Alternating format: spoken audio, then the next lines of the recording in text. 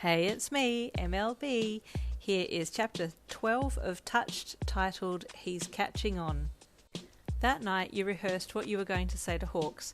It wasn't going to be a straight-out lie, but just some half-truths to protect you and your family. The next morning Hawks waited for you at the elevator, anxious to see you and make sure that you were okay. Just as he saw you enter the building, he was called by the receptionist. "Hawks," she called down the hall. "Call on line 2 for you." "Yeah, okay," he called back, making eye contact with you as you approached him. "Morning, chicken," he said gently in his usual friendly voice. "How you going?" "I'm okay, thanks," you said softly, looking down at the ground. "Hey, listen, I got a call, but I'll come down and see you in a sec, yeah?" he said gently. "Okay," you nodded. He walked past you, heading for the reception desk, and you watched him walk away. Those feathers were a sight to behold. And then you entered the lift and went down to your office. "Hawks here," the winged hero said as he picked up the phone. "Hawks, I'm coming around with updates on the case," the voice said from the other end of the line. "Oh, it's you, Prez," the winged hottie said in a laid-back voice. "Well, I don't have a choice then, do I? So I'll see you soon." The president of the Public Safety Commission sighed as she hung up. Hawks smirked. "Boss is on her way in," he commented dryly to the receptionist. "Show her into the conference room and page me when she gets here." "Yes, Hawks," the receptionist said. "I'll be at the payroll office," he had added with a smirk. "Got some important business with the officer there." "I see," the receptionist replied, quirking an eyebrow at him. Hawks didn't say any more and turned away, heading off down the hall to your room. "Sorry about that, chicken," the golden-eyed dynamite said as he wandered into your office and plopped down in the chair, lounging back as soon as his backside had hit the seat. "That's okay," he replied, looking down at your desk. "You okay?" he asked, sitting up and leaning forward onto the desk. Your voice caught in your throat. "Calm down, Yin, just say it like you rehearsed. Breathe," you thought. Hawks got up and walked around to your side of the desk, reaching out and wiping away a sole tear that rolled down your cheek. "Oh, what? I'm crying already? How embarrassing," you thought. "Hey," he said softly as he crouched down so that he could make eye contact with you. "You're hurting really bad, Yin. Don't force yourself. Did he, your dad, walk out on you and your mum?" You nodded, sniffing slightly. "It's what you had intended to tell Hawks anyway. Technically, your dad had walked out on you two." "Mum isn't taking it too well," you whispered.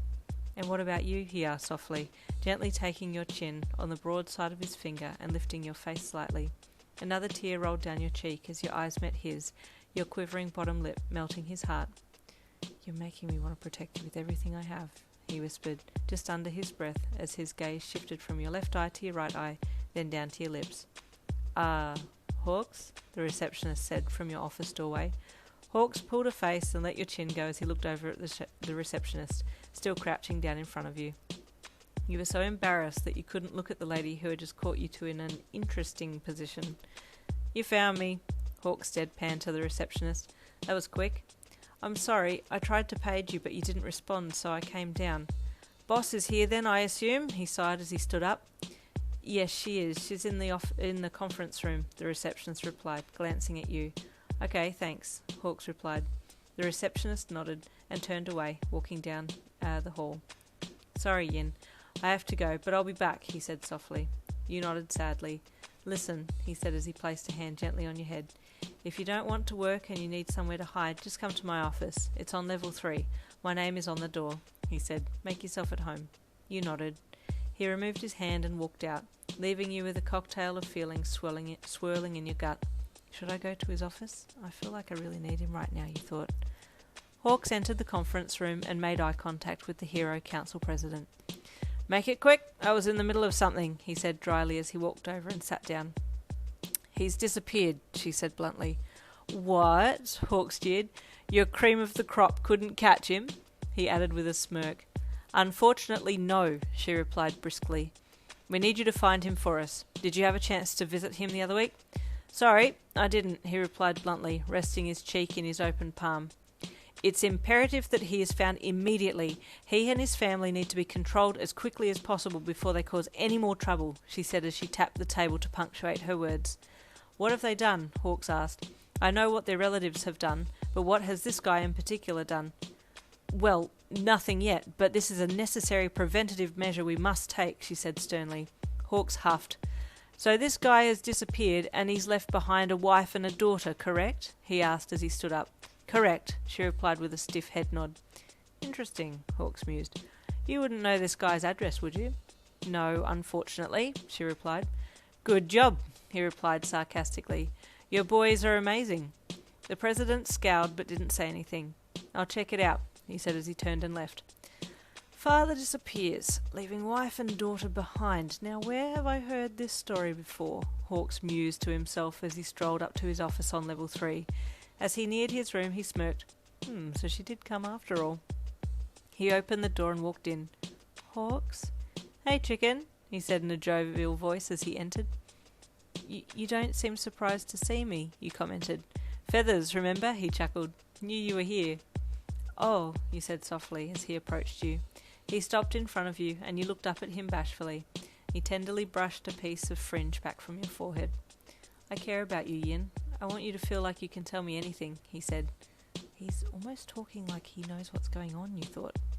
Come and sit down a minute, he said, as he walked past you and sat down on the plush-looking lounge along one of the walls in his office.